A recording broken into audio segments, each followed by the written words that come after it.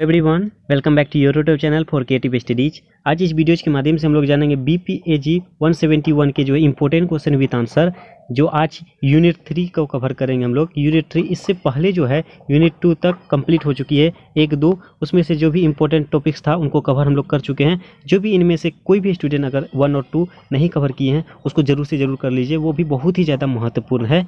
ठीक है, आज हम लोग यूनिट 3 को देखेंगे। यूनिट 3 का नाम जो है आदर्श समाज है। आदर्श समाज जो है बी आर अम्बेडकर चिंतन के अनुसार आदर्श समाज किस तरह से है, भीमराव अम्बेडकर के अनुसार आदर्श समाज का मॉडल किस तरह से है, इसको देखेंगे आज। ये बहुत ही ज़्यादा महत्वपूर्ण रहेगा, ये यूनिट बहुत ही ज़्यादा इंपॉर्टेंट है एग्जाम के दृष्टिकोण से भी।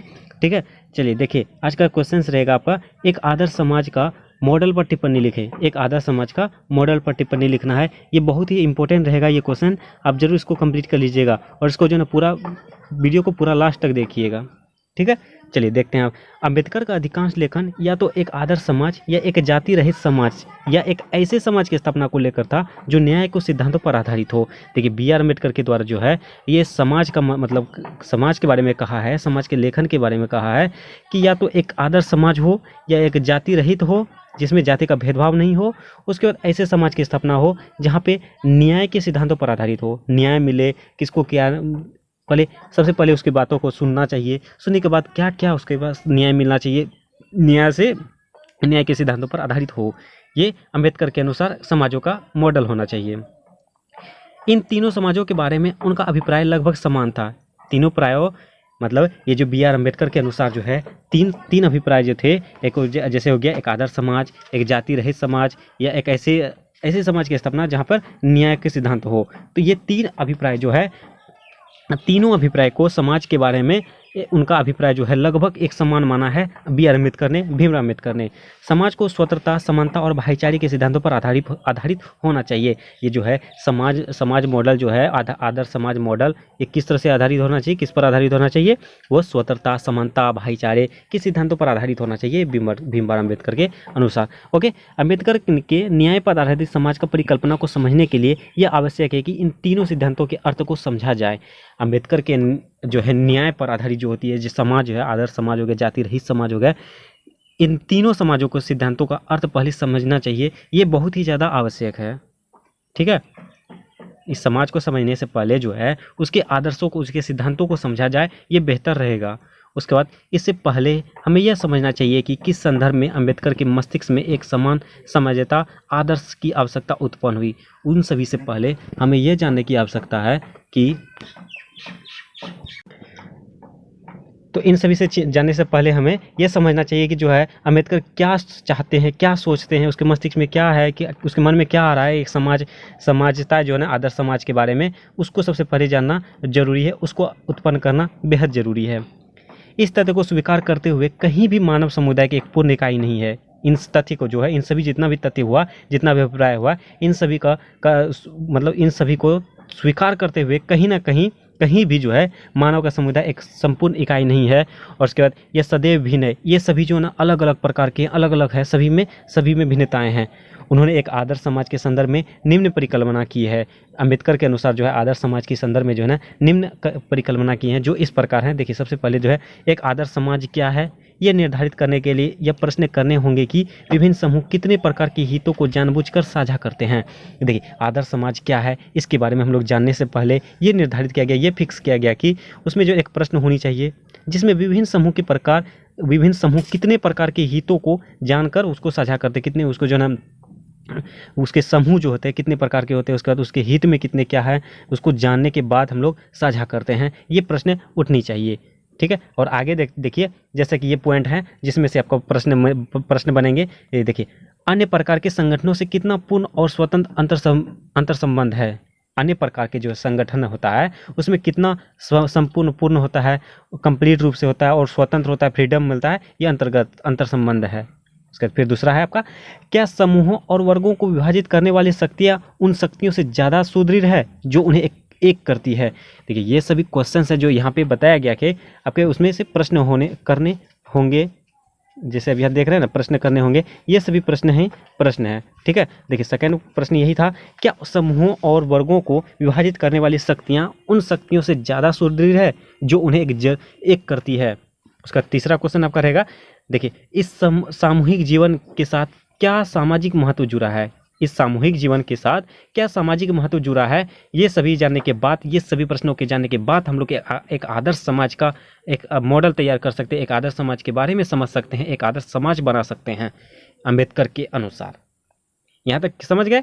चलिए अब आगे हम लोग चलते हैं। जैसे कि इस प्रकार उन्होंने एक ऐसे समाज के बारे में विचार किया जो बहुलवादी विशेषता वाला हो किंतु व्यवहार में स्थिर, कठोर, पारंपरिक और रूढ़िवादी ना हो। देखिए उन्होंने इस प्रकार एक ऐसे समाज के बारे में चर्चा किया है, बताया है, विचार किया, समझाया है जिसमें बहुलतावादी विशेषता हो, जिसमें लोगों की विशेषता होती है, लोगों की, जिसमें ज़्यादातर जैसे लोकतंत्र के रूप में उसकी विशेषता वाला हो, उसमें जो ना लोकतंत्र की भावना हो, स्वतंत्रता की भावना हो, भाईचारे की भावना हो, और उसके बाद किंतु व्यवहार में अस्थिर, कठोर, पारस्परिक और रूढ़िवादी ना हो। ये और वो जो लोकतंत्र मिले, स्वतंत्रता मिले, और कोई व्यक्ति में जो ना मतलब होता है ना कि वो सेल्फिश टाइप का नहीं होना चाहिए, खरूश टाइप का नहीं होना चाहिए, झगड़ालू टाइप का नहीं होना चाहिए, रूठने वाला नहीं होना चाहिए, ये सभी ना होना चाहिए। ये आदर्श समाज का मॉडल है।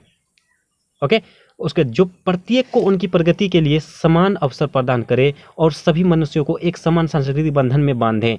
एक समाज मॉडल, एक आदर्श समाज मॉडल के लिए यह एक जरूरी है कि जो प्रत्येक को, यानी कि हर एक को उनकी प्रगति के लिए समान अवसर प्रदान करे। जैसे कि अभी सबके लिए होता है ना कि कोई अगर रेलवे का वैकेंसी निकाले तो सबके लिए समान होता है, थोड़ा सा हालांकि कैटेगरी वाइज कर देता है तो उसमें कोई दिक्कत नहीं है। वे सभी जो है ना सभी के लिए समान अवसर प्रदान करने चाहिए। जो अगर प्रोग्रेस कर रहा है, अगर मान के चलिए कोई मजदूर खेती करने जा रहा है तो उनको अवसर ये प्रदान करने चाहिए, जो मजदूर है उसको मजदूरी करने देना चाहिए।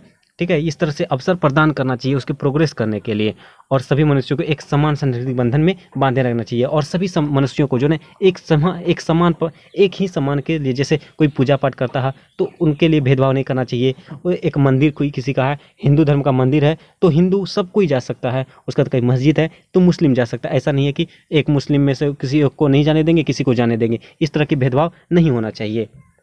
ओके, उसके बाद आगे है, उन्होंने कहा कि नैतिक दृष्टि से सभी मनुष्य असमान हैं। अंबेडकर जी ने कहा है कि नैतिक दृष्टि से जो ना सभी मनुष्य असमान है, किसी में समानता नहीं है। यह संस्कृति की एकता ही है जो समानता का आधार बनती है। यह जो है संस्कृति की एकता ही है जो समानता का आधार बनती है।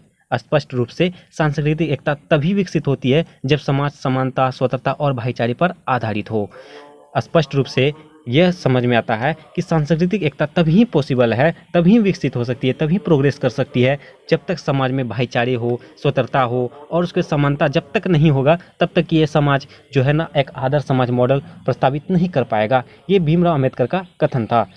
ठीक है, इस तरह से भीमराव अम्बेडकर के अनुसार आदर्श समाज जो मॉडल इस प्रकार होनी चाहिए, जिसमें भाईचारे, समानता, स्वतंत्रता होनी चाहिए, इस पर आधारित होनी चाहिए। इस तरह से एक आदर्श समाज मॉडल प्रस्तावित होगा, एक आदर्श समाज मॉडल समाज बनेगा। ठीक है, ये रहा आदर्श समाज के मॉडल के बारे में भीमराव अम्बेडकर का कथन जो इस प्रकार था। देखिए नॉर्मली मैं एक स्टोरी टाइप का फिर से मैं बता दे रहा हूँ कि इसमें आदर्श समाज में क्या कहा जा रहा है। देखिए आदर्श समाज में भीमराव अम्बेडकर का कहना है कि वो 3 प्रकार के अभिप्राय होने चाहिए, जिसमें से एकता हो गया, एक हो गया एक आदर्श समाज, और दूसरा हो जाएगा एक जाति रहित समाज, और तीसरा हो जाएगा एक ऐसे समाज की स्थापना करना जिसमें न्याय के सिद्धांतों पर आधारित हो। ये तीनों होने चाहिए। उसके बाद इन तीनों को जानने से पहले हमें ये जानना जरूरी है कि भीमराव अम्बेडकर के मस्तिष्क में क्या चल रहा है, वो सोच क्या रहे इस समाज के प्रति, समाज के लिए क्या रूल चाहिए, क्या नियम चाहिए, क्या होनी चाहिए, क्या बदलाव लाना चाहिए, किस में प्रोग्रेस करना चाहिए। इन सभी बातों को सबसे पहले हमको जानना चाहिए। ओके, उसके बाद कुछ ऐसे ही प्रश्न उठते हैं, प्रश्न बनते हैं कि इन सभी को जानने से पहले प्रश्न बनते हैं। ठीक है, उनमें से देखिए प्रश्न, ये सभी आप प्रश्न जो है यहाँ पे आपको हम मेंशन कर दिए हैं। अन्य प्रकार के संगठनों से कितना पूर्ण और स्वतंत्र अंतर्संबंध है, इसको जानना चाहिए सबसे पहले। उसके बाद क्या समूहों और वर्गों को विभाजित करने वाली शक्तियाँ उन शक्तियों से ज़्यादा सुदृढ़ है जो उन्हें एक करती है। उसके बाद है आपका नेक्स्ट क्वेश्चन, इस सामूहिक जीवन के साथ क्या सामाजिक महत्व जुड़ा है, इसको जानना चाहिए। उसके बाद जो है आपका भीमराव अम्बेडकर के अनुसार एक आदर्श मॉडल इस प्रकार होना चाहिए जिसमें समाज में सभी संस्कृति के लिए कोई बंधन नहीं हो, कोई रोक टोक नहीं हो, सभी के लिए एक समान हो। उसके सभी हर समाज में भाईचारे हो, समानता हो, स्वतंत्रता हो। जब तक ये तीनों नहीं पॉसिबल होगा तब तक उस एक आदर्श समाज मॉडल नहीं प्रस्तावित कर सकता है, नहीं बना सकता है, नहीं बन सकता है एक आदर्श समाज। अम्बेडकर जी के अनुसार यही कहा गया है आदर्श समाज के मॉडल के बारे में। आई होप कि आप सभी सही तरीके से, बेहतरीन तरीके से और इजी लैंग्वेज में समझ गए होंगे कि भीमराव अम्बेडकर के अनुसार आदर्श समाज मॉडल किस तरह से होता है। ठीक है, ये क्वेश्चन बहुत ही ज़्यादा इंपॉर्टेंट रहेगा, तो इसको आप लोग अगर हो सके तो एक बार फिर से देख लीजिए, इस वीडियोज को सुन लीजिए, तो आपका कवर हो जाएगा।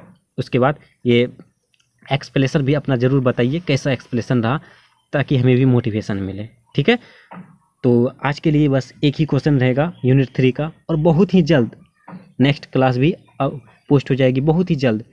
ठीक है, इस तरह से सिंपल लैंग्वेज में, इजी लैंग्वेज में कंटेंट बनाने में थोड़ी समय लग रही है, तो बहुत ही जल्द, लेकिन कंटेंट तैयार है, बहुत ही जल्द आप सबों के बीच आएगी। ठीक है, तो प्लीज़ आप सभी जो है हमारे साथ जुड़े रहिए और थोड़ा सा सपोर्ट कीजिए। ठीक है, और अपने दोस्तों को शेयर कीजिए। वीडियो पसंद है तो लाइक कीजिए। उसके बाद अगर कोई भी दिक्कत आए, कोई भी डाउट हो तो कमेंट कीजिए। ठीक है, चलिए मिलते हैं नेक्स्ट वीडियो में, तब तक के लिए थैंक यू।